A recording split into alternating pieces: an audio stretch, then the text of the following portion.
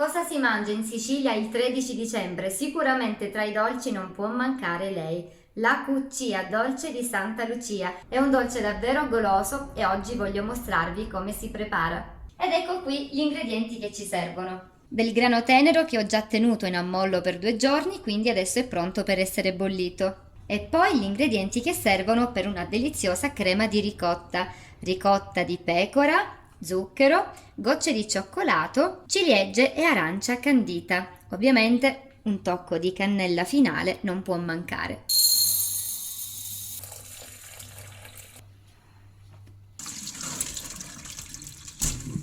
Per fare questa ricetta dobbiamo iniziare almeno 2 giorni prima perché il grano tenero ha bisogno di stare in ammollo appunto almeno 2 giorni, anche 3, così poi da poter cuocere in appena un'ora. Ovviamente questo è un passaggio che ho già effettuato, quindi ecco il mio grano pronto per essere bollito. Lo trasferisco in una pentola, copro con abbondante acqua, porto a bollore e cuocio per circa un'ora.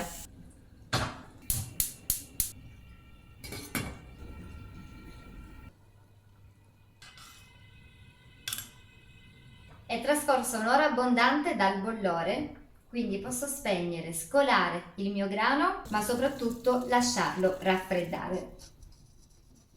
Se il grano va messo in ammollo almeno 2 giorni prima, anche per la ricotta dobbiamo un po' pensarci in anticipo. Il giorno prima della preparazione finale, la ricotta va messa a scolare. Una volta acquistata, quindi, una buona ricotta fresca di qualità, la togliamo dalle fascette. La mettiamo in un colapasta, dividendola almeno a metà, così da permettere anche al siero che sta nella parte centrale di fuoriuscire, ed ecco cosa riusciamo ad eliminare. Tutto questo siero che ovviamente a noi non serve. Adesso la nostra ricotta ben asciutta la spostiamo in una ciotola, aggiungiamo lo zucchero, diamo una bella mescolata e poi spostiamo la ricotta in frigorifero. L'ideale sarebbe lasciarla riposare tutta la notte insieme allo zucchero in modo che questo possa essere ben sciolto e amalgamato, però possono bastare anche un paio d'ore.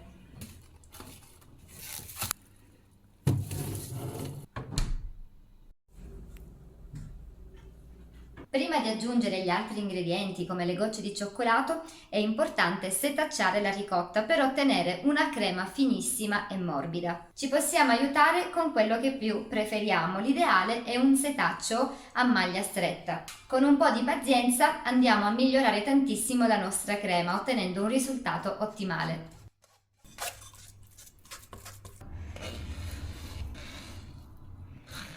E beh, a questo punto alla nostra crema di ricotta mancano le gocce di cioccolato.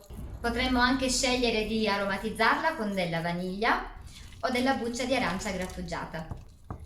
Ora che il grano è ben freddo non ci resta che unirlo alla crema di ricotta.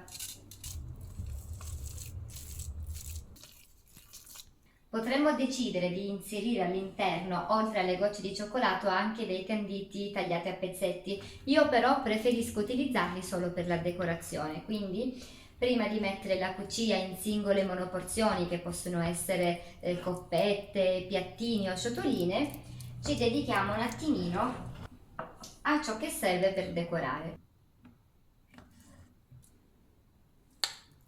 E adesso completo aggiungendo delle gocce di cioccolato, un po' di cannella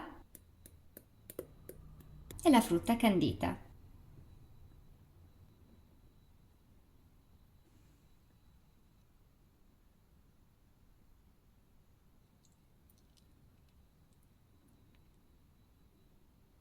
Ci è voluto un pochino di lavoro, è vero? Però ne vale la pena, intanto perché questo dolce è davvero goloso e poi perché comunque possiamo farlo in abbondanza, regalarlo ad amici e parenti e conservarlo in frigo per 2 o 3 giorni. È consuetudine preparare anche una versione salata della cuccia mettendo insieme addirittura 13 legumi diversi. Fatemi sapere se conoscete queste ricette, se le fate anche voi e quale versione preferite, dolce o salata?